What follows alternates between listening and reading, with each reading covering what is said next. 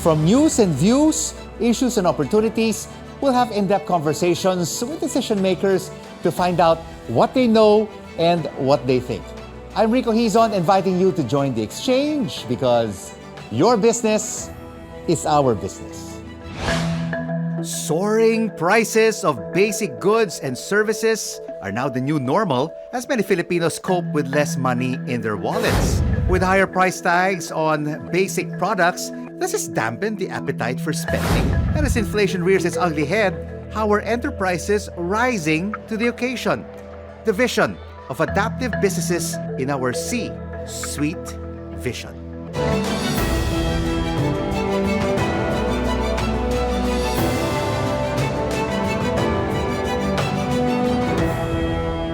Prices of basic goods rose faster yet again in the month of September, and these include rice, whose costs soared at their quickest pace in 14 years despite a temporary price cap. Let's now have an exchange with Agriculture Assistant Secretary Arnel de Mesa joining us now on the line. Asek, maraming salamat po for joining us. Bakit ang bilis ng pag-akyat ng presyo kahit na nagdeklara ng price ceiling si Pangulong Marcos? Epekto pa rin ito noong pagtaas ng presyo sa international market at naapektuhan tayo rito.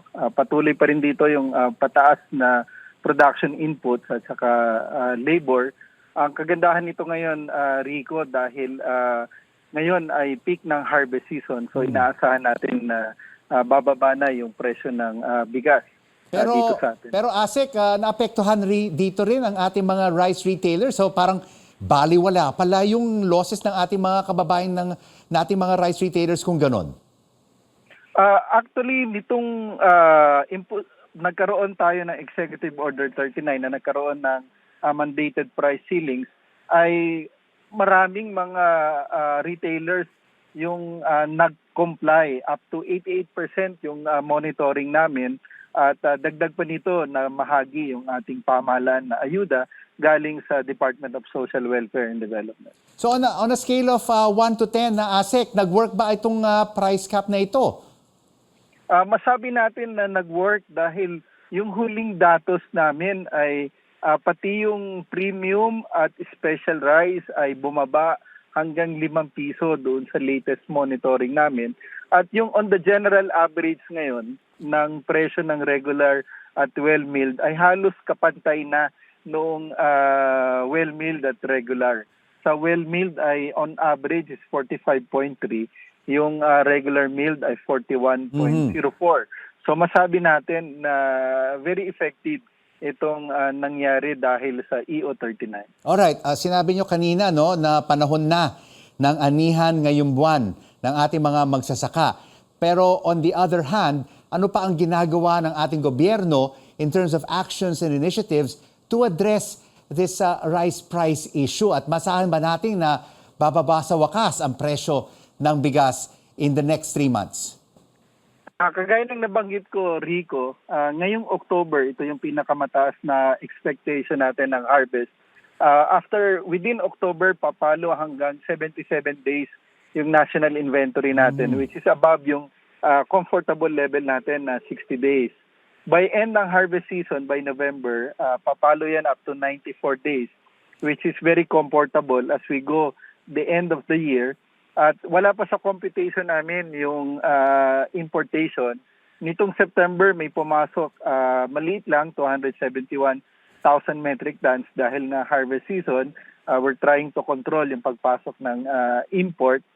So inaasahan natin na talagang very comfortable yung ating national inventory as we go dito sa last quarter of the year, going to yung first quarter ng susunod na taon. Pero hindi ba rin po problema ang big private traders, rice cartels, hoarders, and smugglers?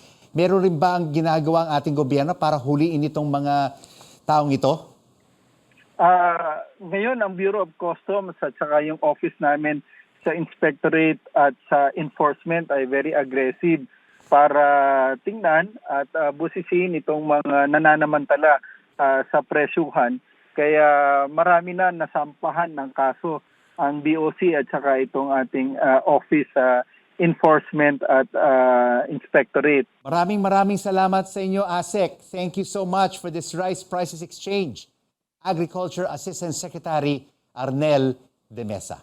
Here now are the week's top business stories. The Treasury Department reports the nation's outstanding debt breached 14.3 trillion pesos as of the end of August as the peso weakened against the US dollar.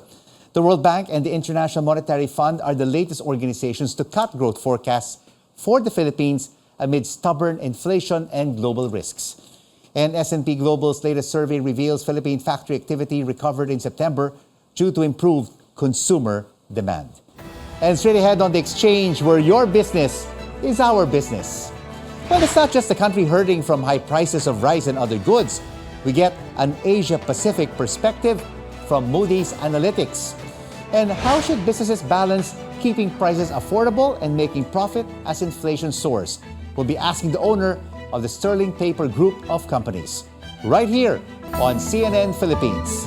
News you can trust.